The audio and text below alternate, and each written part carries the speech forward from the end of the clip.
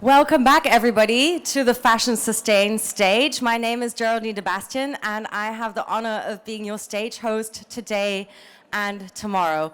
I am really looking forward to this next session because it's menstruation time. I want to start with a little bit of an anecdote. The other week, I was traveling through a rural West German town. For those of you who are German and know Germany, Höchst im Odenwald. Not a metropolitan city, I can tell you. And I had to buy something from the local supermarket. And at the checkout counter, I was so pleasantly surprised to find that there were gummy bears and mints right next to menstruation cups at the till, at the checkout. Cigarettes below, and the works. Exactly. And I was like, wow, finally it's happening. Finally the days where we hide a tampon shyly in our hand and sneak away to the bathroom might be coming to an end. We can proudly celebrate the fact that at least most of us who consider themselves female might menstruate once a month, and it's nothing to be ashamed of. And that there's different innovation and technology happening around this field to make our lives hopefully easier and better. And that is what we want to talk about today, how smart marketing and advertising can be used to get topics out of their niche and into public awareness and change people's perception. And I'm really excited that we have three fantastic women here today who are going to be sharing their work and their experiences with you. The format of the session is going to be so that we're going to be hearing their individual presentations, each about 5 to 10 minutes, and then afterwards we're going to be joining in a panel discussion. So I'm very excited to have here today Julia Rittereiser from Cora Makino, Linda Preil from Einhorn, and Marion Röttges. And first up, please welcome Julia up on stage. Thank you. Hello, I'm Julia Rittereiser. The brand is actually called Cora Makino. And I get a lot of emails people addressing me with, "Hey, Cora." And I have probably 1 or 2 times already regretted choosing this brand name, but it has obviously a reason. Cora Makino means friend, like female friend in Esperanto. And Esperanto is a plan language which was designed to connect people before we all would be able to speak English. So this is basically the story behind. And the product we are talking about, or my brand, is we are producing and designing period underwear. So before I go too deep into the topic, can I get a quick hands up who knows what period underwear is? Wow. Okay, maybe I can skip the next slide, but not everyone raised the hand, so I might explain it anyways. So can we go on to the next slide maybe? Yeah, this is how period underwear looks when you wear it. It looks surprisingly like a very normal underwear, and that's how we want it. But of course, it has some special properties and special functionalities to it that make the difference between normal underwear and period underwear. And if we go to the next slide, I'm going to walk you through. Alrighty. This, by the way, is our very new model. It's like a high waist with nice mesh on the side, because one of the main requests we get from our customers, and I'll go into that a bit deeper later, is making underwear that looks really nice. So to give you a brief overview what period underwear is, it's basically an underpants with a special layer in the crotch area that can absorb up to 30 milliliters of blood and liquids. And this is the magic. That's all it takes. And for us, it's super important to be very sustainable and to source as much locally as possible. So the main part of the panty is made of tencel micromodal, which is based out of beech wood, which we source from Central Europe. And this is especially important to me because I want to have the carbon footprint and the waste that comes with the production of the panty as low as possible. And well, a period underwear, most of you already know it, is washable and reusable. So you buy it once and you can use it for a long time, like several years. Imagine you have a well-made underpants, so you can use it over and over again. And this is basically where the main part of the sustainability kicks in. And yeah, so a lot of questions we get is around, so I'm buying the panty, how often do I have to change it during the day? So this doesn't make sense if you have to change the panty during the day, because this is no improvement of comfort. So you can wear it the whole day, because most women have around 20 milliliters of menstrual blood on the strong days, and only around like 80 to 100 milliliters of blood during the whole period cycle. So for around 80% of the people menstruating, the panty is totally sufficient as a single solution during the whole period. And if you have a strong period, you can totally back it up with a period cup, for instance. And one of the things that's super important to me is that we manufacture ethically. So we teamed up with a traditional German underwear manufacturer. So our panties at the moment are all made in Albstadt, which is on the Schwäbischen Alb, in a family-run underwear business, and they do underwear since over 100 years. And they're certified with all different labels whatsoever. And it's super transparent, so I as a brand can go to my manufacturer and walk through the production and see every step. I can see the people who are actually sewing the panties, and this was super important to me because I want to have a product that is fair to everyone involved. Alrighty, I got the clicker, so I have to click now. Oh yeah, and since 2 weeks, I think we are like vegan certified from PETA. We haven't really communicated yet, but that's a nice thing I get. So my task today is to quickly and briefly talk about meaningful marketing.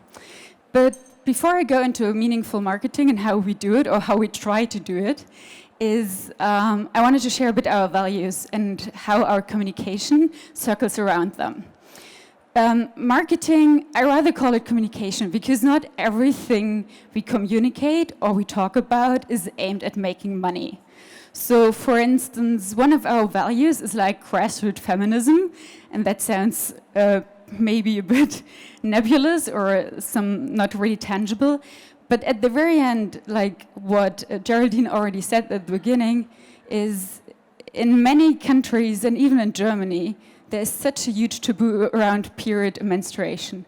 And currently now there is really something is happening, and we're starting to talk, and we kind of like a lot of companies, a lot of initiatives, a lot of people are working on smashing the taboo. And we want to, of course, contribute to that as well. And then there is, one of our values is like feminism along the production chain. And this basically means most people working in textile, from the production until sales, most people attending fairs. When I look at you, I see mostly females are females. So we want to make sure that everyone is treated good and fair and paid equally. And so this starts with, we don't have any unpaid interns at our company. Our company is, by the way, very small. I should have started with that. We're only 4 people. You're going to see us later on. We don't have that. We make sure that everyone who sews the panty gets fair pay, and everyone who sells the panty too. So this is like super important to us. And then we have like this, we call it like ethical sustainability, and that goes around what I just mentioned with having like a local product as much as possible, and making sure that everyone is treated fairly and that we source the most sustainable product that is available to us. Yeah, and of course everything is based on what we hope to achieve: superb quality and innovative product development. But today my task is to talk mostly about marketing. So everyone who wants to talk about sourcing and materials and sustainability, hit me up later on. I'm very happy to talk about that too. But I wanted to show you a couple of examples how we try to make it meaningful. I'm not saying that we always achieve it, but that's our attempt to do that. So we wanted to launch our brand in a meaningful way and to start with a statement. So instead of having like a fancy marketing campaign where we show off our product, we made a short movie. And we made a movie about how to have a dialogue with your body and with your menstruation, because we wanted to get people thinking about how much our take on our own body and our period is influenced by a narrative which is, again, influenced by big companies selling like throwaway hygiene products, telling us years over years that blood is disgusting, that blood needs to be shown with blue liquid, and that it's something to be ashamed of. And we wanted to take a stand and say, hey, blood is not disgusting, your menstruation is totally okay, that's fine, everyone has it. Not everyone, but every menstruating person has it. And don't let anyone dictate how you think about it or influence your narrative. I'm very happy to share the movie or the link to the new movie later on. It's on our YouTube channel. It's just a bit too long to show it here. And then one of our very important foundation and layers is our community. So we are quite active on Instagram, and this really helps us to communicate with the people using our product. So you hear me sometimes saying women and then like menstruating people. That's actually something we wanted to work on, because not every person that menstruates is a female or identifies as female, but obviously our language is highly influenced by that narrative, so excuse me for that. And with our social channel, we try to, of course, be a bit cheeky and not too serious, but sometimes really like taking a stance and being probably what someone would say very on the very extreme spectrum of feminism, because we want to address topics where women are, where the narrative is again like influenced by a male view, and so that's basically our social approach. And we get a lot of back from our community. So the way we develop our products is we ask our community what kind of products they want. So the panty you saw at the beginning, that's high rise and with a mesh, that panty only exists because we had people asking for this very panty. So we're really trying to take our community seriously. So, and another very important thing for us is having like a visual language that is for us real and very down to earth and very close to our target group. So when we show the panty on a human being, we usually ask our community if they want to be part of a photo shooting. So all 5 women you see, for instance, on this bigger picture, we got by asking on Instagram, hey, do you want to be part of our photo shooting? Because we wanted to have our target group and our users in front of the camera, because this is for us the realest thing to do, and to be as close as possible to the target group and not having someone with the supposedly ideal body in front of the target group. And then, of course, when we show blood, it's red, because we all have seen enough blue blood, and that's just ridiculous if you show menstrual blood with blue liquid. And yeah, so we wanted to show like real people, and And one thing we also wanted to do is we always wanted to show the head of the face of the person and the head of the person when we take a picture. And you see here a picture of one of the ladies who's sewing the panty, and we actually messed up a bit. We wanted to show her face, but she didn't want to. But that's something we want to do as well. We want to like show the humans that are involved. And I was asked to talk about our packaging, so I added that. It's here too. You don't see real blood, but at least it's red. And we try to make it nice, that people don't, when they see it in a retail store, that they're rather interested in the product and curious. And So today it's only me talking, but this is our very small team. Our office is actually based 5 minutes away from here. And maybe a bit about Team Kora. So our brand launched only 2 or 3 months ago. And today it's only me on stage, because all the other people are busy in the office fulfilling the orders. We launched our online store, and we totally got swamped by the demand of of the people, and this was like an amazing experience. So we are a very young brand, we're still learning, and I'm very happy to get feedback on everything I said today or everything I shared today. And I know I only have 1 minute left, so I'm very brief. If someone wants to buy period panties, of course you can do it on our website. I only have 2 here. I'm happy to give them away if you ask later on a nice question to the forum. And this Friday we're gonna have a pop-up shop close to Hermannplatz. You're happy? We'd love to have you over. And we're currently only starting. We have one B2B retail partner in Cologne. It's called the Pop Lingerie. We're looking for more retail partners. So if you're a buyer, hit me up. That's me. I'm Julia. Thank you for having me. Thank you so much, Julia. What an amazing company you've built up. I'm really looking forward to discussing, and also thank you for bribing the audience ahead of time. I'm sure we're going to get a lot of good questions. Next up, I'd like to invite Marion Röttges to the stage from Remei.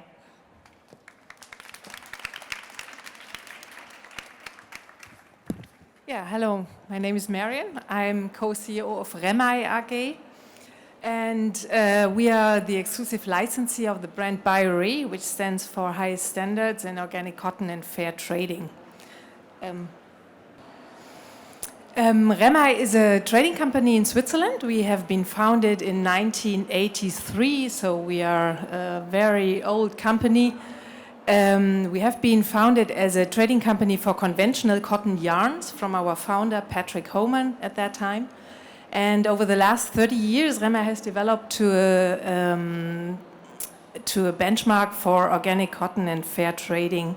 So we have actually developed a complete supply chain from fiber to fashion with a trustful origin of organic cotton and a transparent traceability tool which shows where our products come from.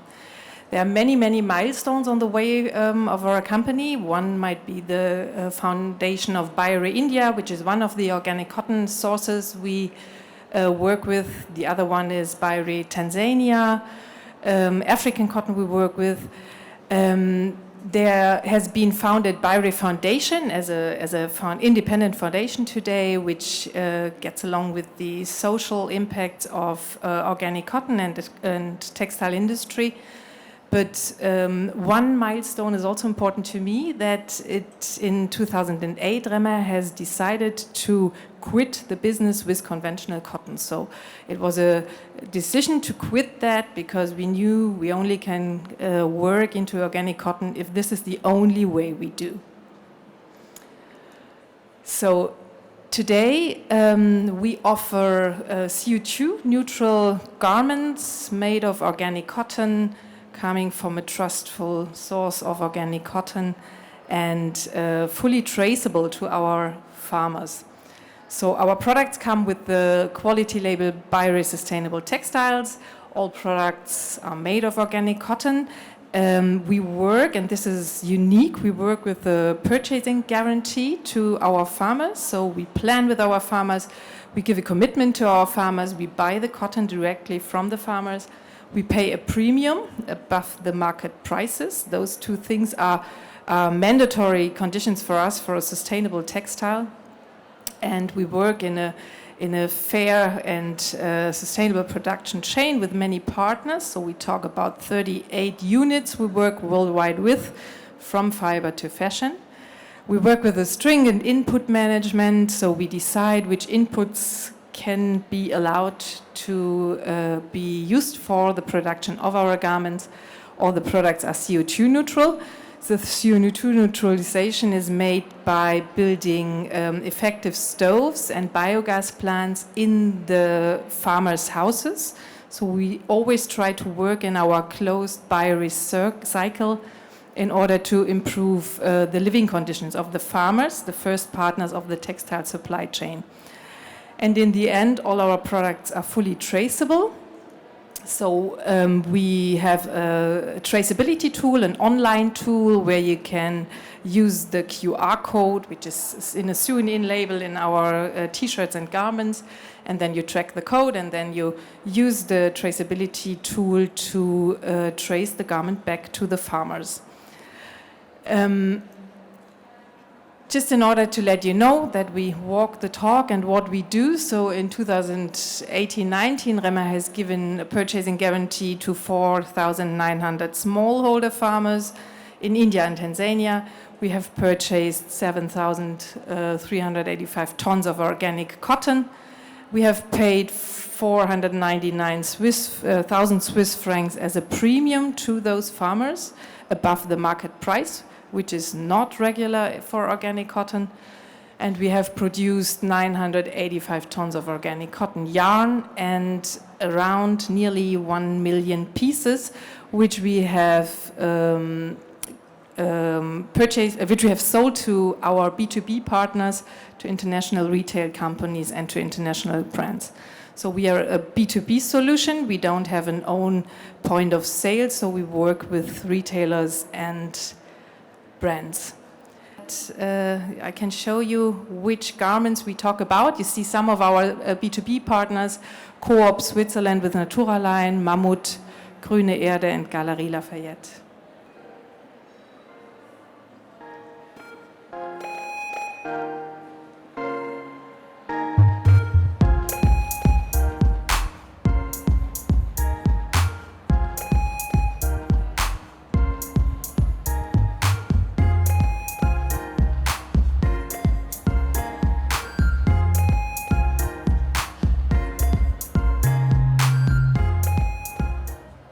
So you might wonder, what is my role in this panel here when all women are talking about menstruation? I can tell you, because we have, since last year, we have a very nice cooperation with Einhorn.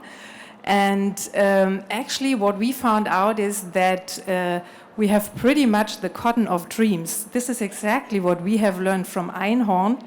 And that's why I would like to hand over to Linda.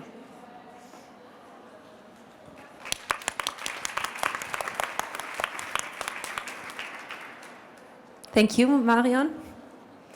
Yeah, hi, I'm Linda from Einhorn. I'm actually representing my colleague Elisa, who has had a bicycle accident in Berlin, so we wear helmets. She is in hospital, but she's fine.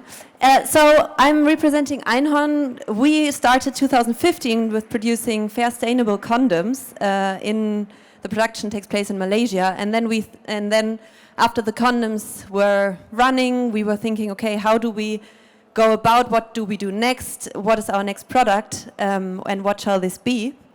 So these are three of my colleagues and wearing vulva costumes. And we said, why don't we talk about another topic which is full of taboos, like talking about sex and sexual transmitted diseases and pregnancy avoidance, all these topics. And period is, like Julia said already, a topic nobody wants to talk about. You have blue blood, you have all these things, yeah, you don't want to talk about in public or with your partner or with whoever. So we started a survey where we asked 20,000 people who participated via Facebook and our Instagram channels, what is your perception about your menstruation or your partner's menstruation? We also found, we also were criticized for only calling women the one menstruating, so we also changed our language. And many topics came up, not only the product usage of what you have when you are menstruating, but also the lack of empathy in your partner, the lack of ability to use the right words to talk about it. So one thing we did was we hypnotized men to feel the period pain. There's a video on YouTube, you can check this out. So these three were not the lucky ones being hypnotized, but some were, because we said, well, if half of the world is menstruating and the other half doesn't know how it feels like, maybe we can gain some empathy with making you aware of how it could feel like. So we asked our Instagram community, could you describe how it feels like to have period pain? And then they used very visual words, and a German hypnotizer hypnotized those men and showing how it feels. And then in this survey we also found out that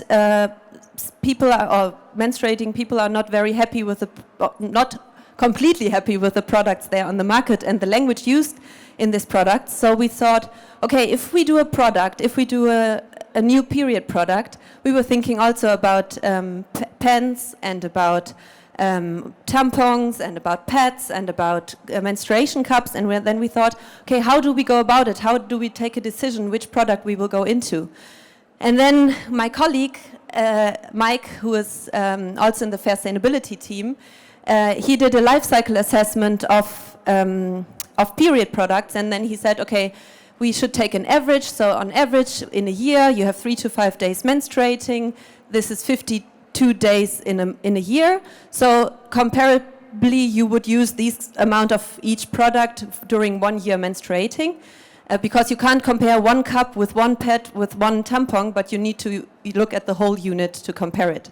So he did a life cycle assessment looking at different aspects in it so the sanitary pad, which can be produced from organic cotton, which we're doing with Remei, organic tampon cup, and then we took things which is a competitor of Julia, because this was the one we could use as a reference, which was available.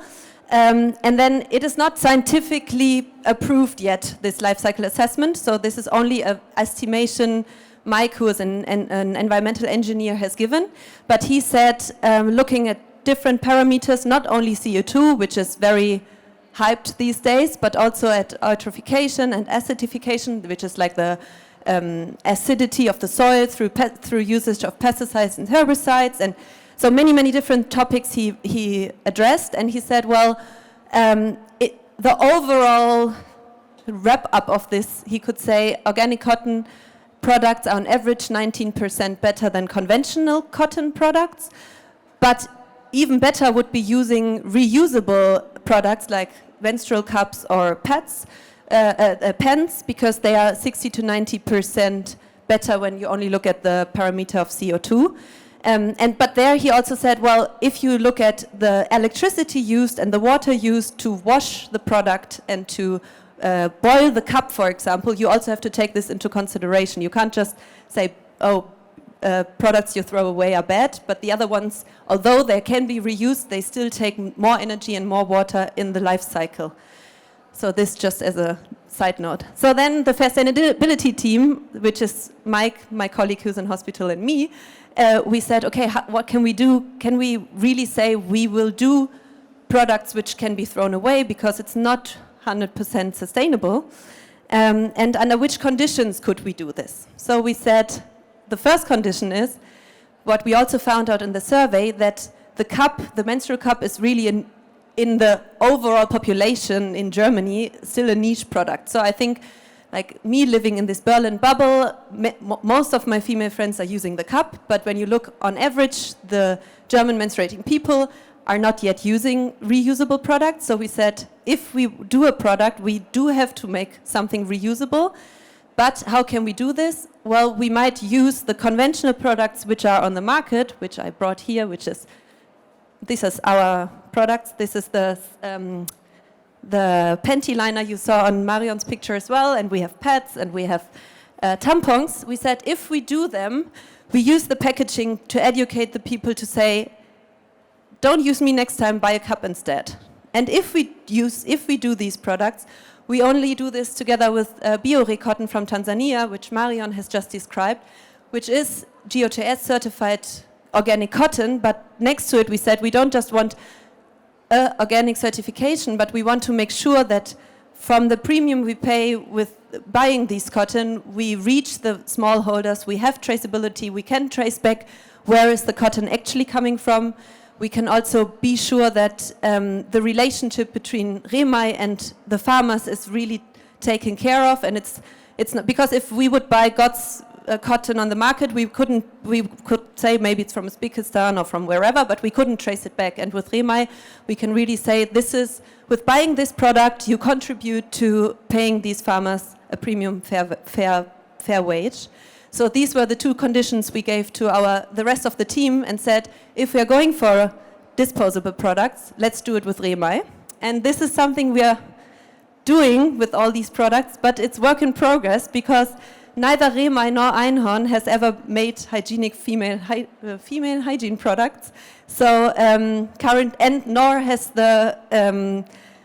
our supplier ever used Tanzanian cotton in their product. So it's currently we have only a certain percentage of Remei cotton in our products, but it's work in progress, working with the suppliers, with the bleachers, with the Remei to get 100% cotton of Remei in our products. Thank you.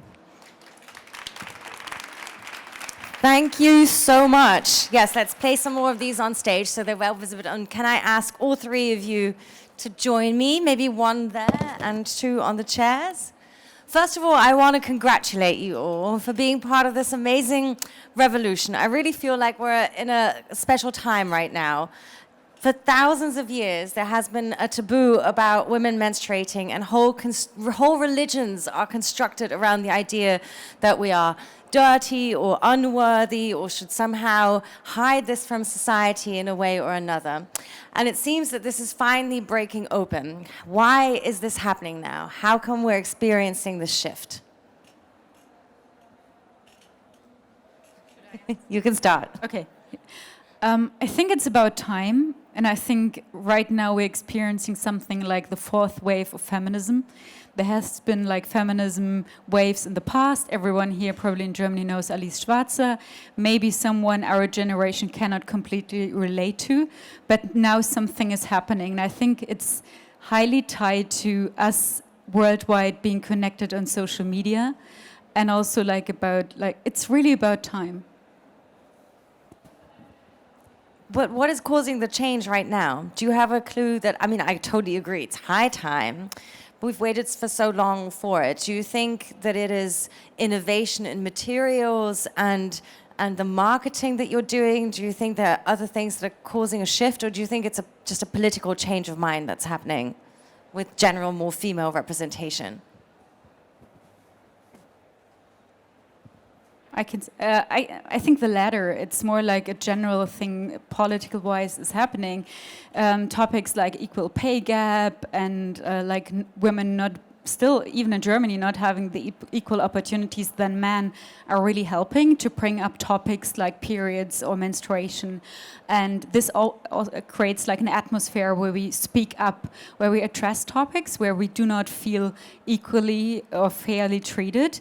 And I think with having probably some of us not having the access to period products or having to hide that and being totally sick of that helps with that.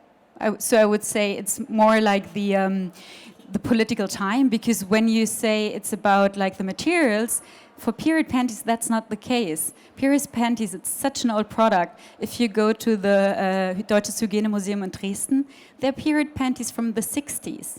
But it wasn't just their time, so they disappeared and now they're coming back. But they're only coming back and they're only that successful because it's about time, and we have this political and climate in our society who really wants women to have same opportunities and like not being ashamed of periods anymore. It's a bit interesting that you say that. I want to get back to that in a minute because I didn't actually know that about how long period pants have been around.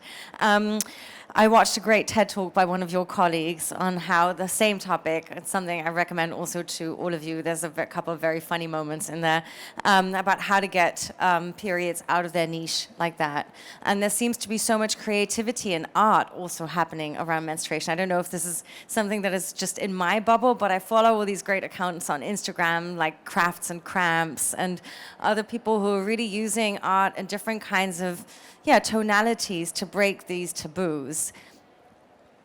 Yeah, so I can just agree with this. I mean, I'm really in this nerdy sustainability field of Einhorn, but my colleagues who designed these packages, they said, for example, this tampon, you can hear it. They said, why do we need to be silent about our periods? Why can't we be proud and be loud? So when you shake it, it has to make a noise, and it shouldn't be packed like in a fish can where you don't hear it. So they said, so all these topics are addressed with also the language we try to use.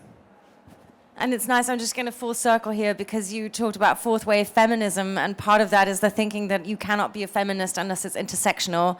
So to be making sure that people who contribute to making our products, like farmers in developing countries, are paid fairly would be part of that feminist idea of us liberating ourselves. Do you see that as part of your work? Yeah, absolutely. I think feminism and lifestyle and sustainability is something which is somehow booked for which we think is booked for our world, but we see lifestyle as a topic in the farmers' world. So we want to improve the lifestyle of the farmers, and especially women, female farmers are a very important role in the textile supply chain. So, for example, we are supporting a lot of trainings in organic farming, and especially in India, for example, where Bayeri Foundation is doing those trainings. We have realized that over many years the trainings have been addressed to the farmers, but actually the lessons did not reach the field. Why? Because actually women are doing the work and the farmers did not talk to their wives, so the training was somehow addressed to the wrong person. So I think, and if you follow the textile supply chain and we go from fiber to fashion, then there are women who are doing the work and women who needs to be empowered, and in many, many different ways. Yeah. I want to stay in the global topic for just one moment, because that's something when it comes to like providing sanitary products in a safe and manageable way is a big issue in many developing countries because of lack of clean water. It's also been one of the key issues when people try to say use menstruation cups instead, because how are you going to clean them? And I was really interested in the graph that you were showing in your presentation, because it seemed like even though they were a competitor, not the name of your brand, but the panties would still be one of the most globally usable solutions. Is that so? Did I read that correctly out of that graph? Well, it's not my graph, but I would like to read it like this. Yeah, we think so too. And we just started, so we at the moment do not have a social layer in our company. But that's actually something we want to do and develop. So I think a month ago there was World Menstrual Hygiene Day, and they brought a lot of awareness that a lot of people that menstruate do not have access to proper sanitary products. I even believe most people that menstruate do not have proper access to hygiene products. That's insane. So one thing we want to do as a company is we said we do not ship our products outside of Europe, because we work so hard to have a European product and to keep like the carbon footprint really low and to keep the sourcing really clean and to make sure everyone is paid fairly.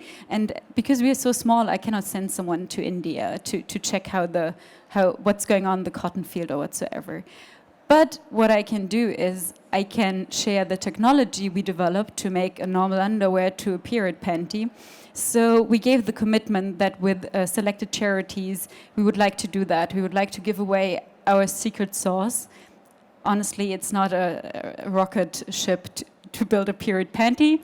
It takes obviously some knowledge and some technology, but that's something we would love to do, because we don't want to just do like buy one, give one, because this is it's too simple, and I don't want to go too deep into that, but this ties to white supremacy. We don't want to do that, but we want to enable women or menstruating people to build their own period underwear in countries where they do not have access, and where a period underwear would make sense. That was long, sorry.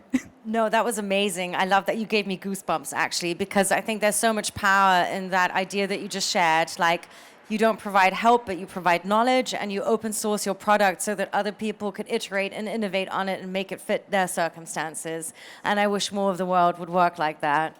You're nodding. How do you try to share like some of the knowledge that you create and the campaigning that you do for the products that you create? Is that something that Einhorn as a company also believes in?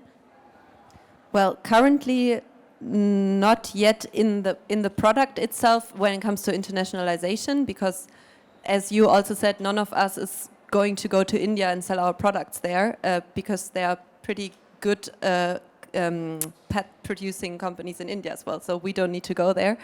But what we have just reached was a month ago, we did a petition in the German parliament where we raised, because the taxes in Germany on sanitary products, female hygiene products is 19%.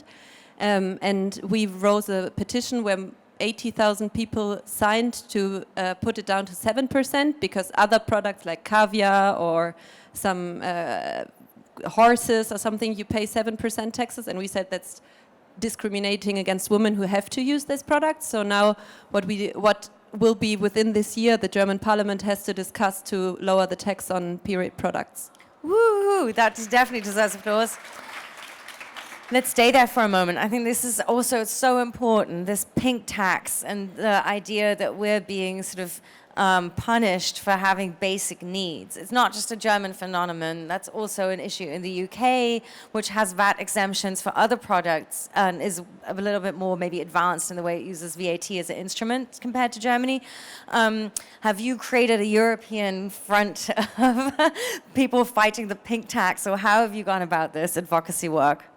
So, well, it was more my colleagues who said, well, this is a topic, and actually another, I don't know which, another brand producing female hygiene products in Germany has done this before on change.org and has made this petition, but when it is on change.org, it doesn't necessarily have to go to the parliament. So we said we want to get a petition there.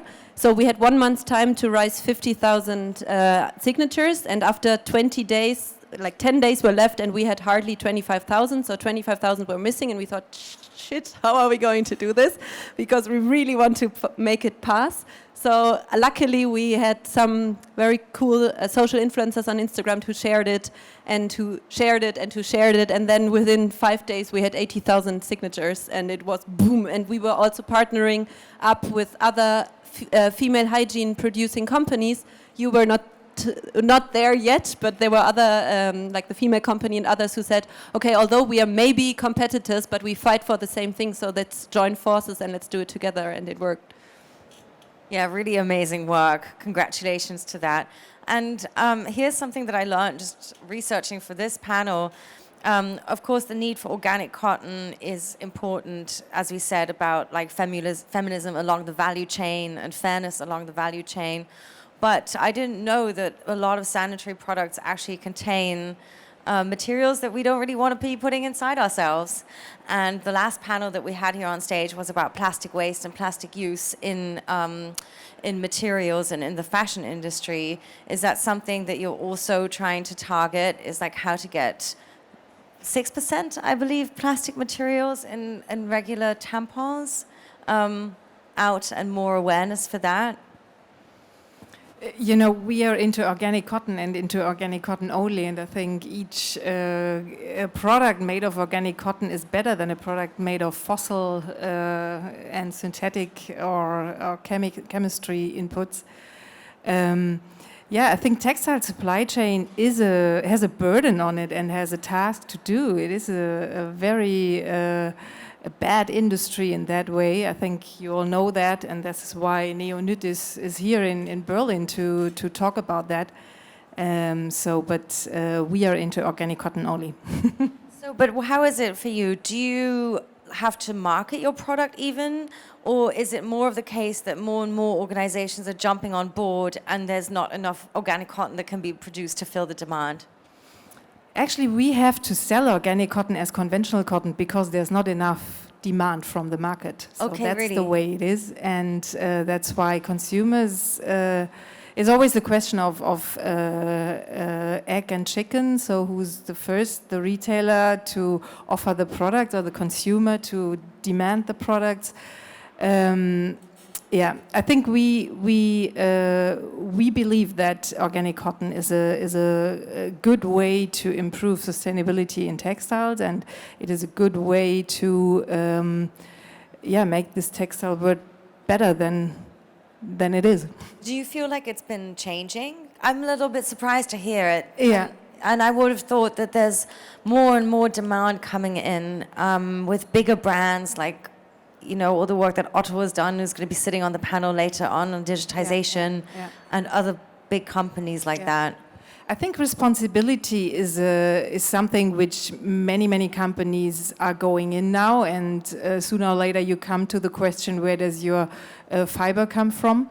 But I think so far, from my personal point of view, the attraction is more, at least it is now, in the tier 1 sewing industrial work, which is good because there was no attraction before on these concerns.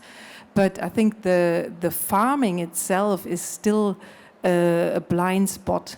I'm wondering even that textile experts are not connected to this world, and it's the first step of the textile industry, and if the farmers do not produce our cotton, we do not have any raw material to produce our goods. So we always had the farmers played always a very central role in the vision of Remei. This is unique, I think, and this is why we have developed all our products from fiber onwards. Textile industry works differently regularly. They come from a style and they just want to get it produced somewhere. So we come from the fiber and we have built it up a supply chain. But yes, I think there is a shift, and we are happy to see that. Mm-hmm. That's really interesting to hear, and I want to pick up what you said just in terms of branding, like that you have to sometimes label organic cotton as regular cotton. We have to sell it as regular cotton in terms of people, wanting to buy your product. We touched a little bit on labeling and branding, and I would be interested to see, how you mentioned earlier, period pants have existed for decades and decades, but for me, the term period pant would mean the panty that you throw away after you accidentally got your period and ruined yet another pair of underpants, and not a pair of underpants that was specially designed for you to get your period in. Was that a difficult thing to rebrand, to get people to understand that there is such a thing? You're still on that mission, and how are you going about it? That's a great question. So actually, before we started, we did a survey with 800 people, and we described the product and asked them, how would you call the product? Obviously, this was only with the German people, and they said they would call it Menstruationspanty. So, but this sounds so weird when I talk English. So in German, if this would all be in German, I would call it Menstruationspanty. I always have to say, the second sentence, it's reusable and washable. To make people aware that it's not a throwaway product. I haven't actually seen a throwaway menstruation panty or period panty on the market, but probably someone is thinking about something like this, which is ridiculous. But yeah, it's a lot about explaining what the product can do and what the product is about, and why we charge, for instance, 33 euros for a period underwear and not 13 or 15 or whatsoever. Yeah. How are you dealing with international competition as a German startup? Well, I take the question one step further. How we deal with that with the German competition. So, for instance, we have two competitors buying products from China and marketing them the very same price point we do. How do we know that? Because the very same manufacturers from China try to sell us the products. And they buy those products for $2.50 on Alibaba. So if that's something that interests you, just look it up on Alibaba. You can buy period panties for $2.50. We have to tell the story, and that's what I shared earlier with the values. For us, it's about having a product where everyone who's involved is paid and treated fair and equally. And it's a high-quality product which is sewn on the Schwäbische Alb, and this costs a price. And what I sometimes have to explain is, if you buy nice underwear, you pay $25 to $30 or euros for the panty alone, if it's something that's organic cotton or high quality. So it's just a small markup. And if this doesn't help, I do the math. Because with 3 panties, you're supplied for 1 year, and you can then compare how much you would spend on tampons and pads, and you break even after 1 year. So for Germans, that's an important thing, the price point. And yeah, that's how we try to explain it, share the story behind it. So I will also ask you a marketing question. how do you go about your product placement? How did you make that menstruation cup appear next to the Gummibärchen? Is that something that Einhorn like aggressively sort of invests time in to convince retailers to get your product out of the niche? Or is it easy because you have colorful packaging and it looks like it belongs with a Gummibärchen? Or how do you do that? Okay, I didn't bring the cups, I'm sorry, because I was talking about cotton in my head and then I only brought the cotton products. Yeah, so we were very lucky that we got a listing, we got listed at DM with our period products because our condoms were there before, and so we could say, like they said, we will buy the product you will produce. So currently we are on an exclusivity agreement for a year with DM. So we can't be, it couldn't have been our cup you had seen in the village because, okay, maybe it was, but don't tell them. No, so yeah, actually, like the story we also tell is our sustainability story to say, well, we are contributing, or we are with the product you're buying, you're contributing to Remei's vision. Plus, we are communicating something else than blue blood and feeling unhygienic, but like be proud to have your periods. And I think this, with the current political and like movement and atmosphere in Germany, it works. Nice. And again, you're all contributing toward that atmosphere and that advocacy. My secret plan was to not leave time for questions so that I can claim one of your products myself for having asked clever ones, but then that would be abusing my power as moderator. So I do want to open it up before we run out of time for questions and comments from you. Please give me a sign of hand if you have a question or would like to comment on the conversation. We have actually, there's a cube, and I don't have it on stage with me right now. I'm looking out toward the tech desk to see if somebody has do you have the audience microphone? Fantastic. Do you feel adventurous enough to throw it all the way over to this lovely lady over here? Or be kind and bring it. Thank you very much. Yeah, exactly like that. You speak into the black circle part. All right. I have a question. Great presentation from everyone, so that was really interesting. I think what is interesting to me is people are so critical of prices, especially in Germany. We produce T-shirts, and we also produce in Albstadt, actually. So, but what I was wondering is, I think a lot of like end consumers, like getting it to the B2B customer, explaining how does the price just come about for a price, like, you know, you have to pay 30 euros for a panty or 50 euros for a T-shirt in retail, or even 100 euros or whatever, because that's just the price of the product. How do you communicate? And because of it is organic cotton or whatever the research that goes into it and everything, making the product, but people are so used to paying 10 euros for a T-shirt or 10 euros for a panty or whatever. How do you plan on communicating that to the end consumer so that the end consumer can just understands where the price comes from? Because they see 50 euros or 30 euros or whatever, and then they get scared off and they're like, I'm not paying that for a T-shirt or for a panty or for a bra or whatever it is, or even, I'm not sure what the price point of the Einhorn panties is, or the slips, but I can imagine because it is organic cotton, it might be more expensive than other products. So how do you plan on communicating that and getting more awareness for prices? Thank you. Do you want to do a round? You want to start? Yeah, actually we have launched, we have the same question, and we work, as I said before, we work with a traceability tool, which we see as a good tool to connect consumers to the textile supply chain, because what we see, and what I personally believe, is that the fragmentation in the textile supply chain, in the global textile supply chain, is the main cause for most of the problems we have in that textile industry, because nobody sees the whole picture. Nobody takes the responsibility for the whole picture. Everybody sees just the single part of it, and in between all those single parts, it's the responsibility which just falls down.